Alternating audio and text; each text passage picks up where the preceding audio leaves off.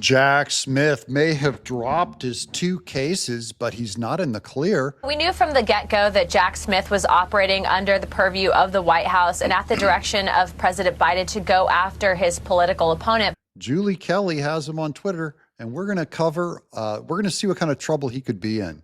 Remember, he has to turn over all his communications and emails to Jim Jordan, so this is good news. We're going to flush that rat out. Welcome to Doug in Exile. This is where the happy patriots are. I'm just going to click over to my X account, and look, there's Julie Kelly's post. First, we're going to go down here to this House Judiciary Committee one. This says, this is the House Judiciary GOP breaking. Department of Justice briefed the committee on prosecutorial misconduct by special counsel Jack Smith's team. Is he out of the woods yet? No, he's not. Chairman Jim Jordan demands the DOJ produce the requested documents and information. We're just going to go to this document real quick.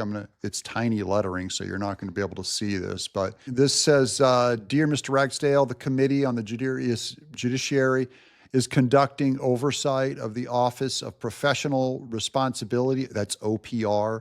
They're going to mention that name later, oversight responsibility.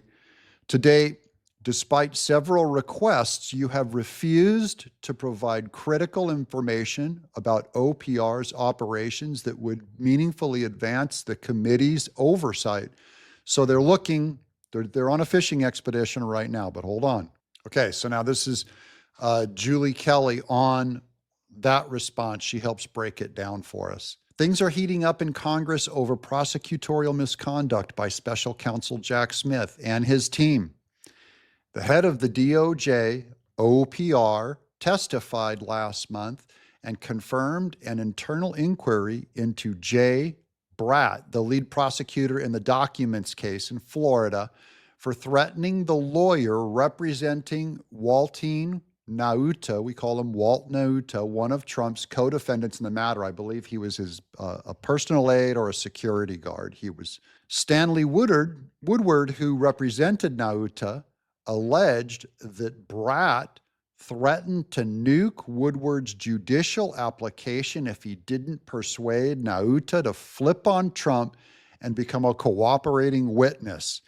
Now, that is some form of intimidation performed by Jack's lawyer, Bratt. And we've done a few pieces on Bratt, too. He's a real piece of work, and he needs to go down pretty bad. So this came out during Florida court proceedings. OPR suspended the inquiry.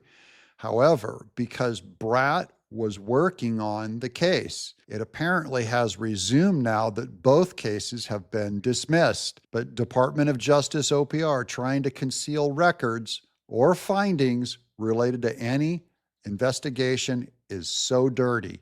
Now, they thought they were out in the clear because the Mar-a-Lago case was done.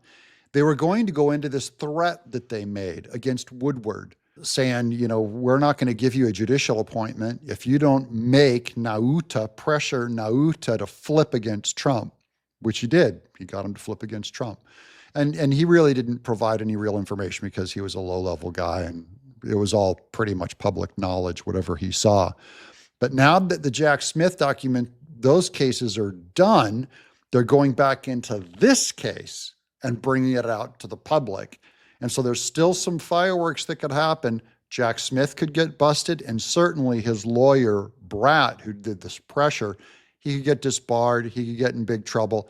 They could further the investigation. They need to flush out all the emails from these guys. Once again, Jim Jordan is asking for all communications from these people. Once we start getting communications from them, that would represent emails, and they're not allowed to destroy documents or they're automatically in trouble. Same thing with, they've made this similar request to Fonnie Willis, guys like Nathan Wade, who went up and met with the White House and was hanging out with the White House, and Jack Smith. They're going to find out if there's any communications in colluding and conspiring to put these cases together, all within a month, by the way, of when Trump ran for office, they all started talking. But what I will tell you, Maria, is that Jack Smith violated the Constitution. There was never congressional oversight on anything that he was doing. And I'm really happy that Jim Jordan and House Judiciary is telling him to preserve evidence, because even after President Trump is elected, we need to ensure that this never happens to any other candidate for president ever again. And so we have to follow through, see who exactly ordered that. And if it means that we need to bring criminal prosecution, I think that we need to. That one guy left his high position in Washington and went and worked in Alvin Bragg's office suddenly. And then Alvin Bragg springs his lawsuit. So it looked like there was a coordinated effort to undermine Trump's candidacy. And we'll keep you guys posted. I'm Doug in Exile. Do you think Jack Smith goes to jail?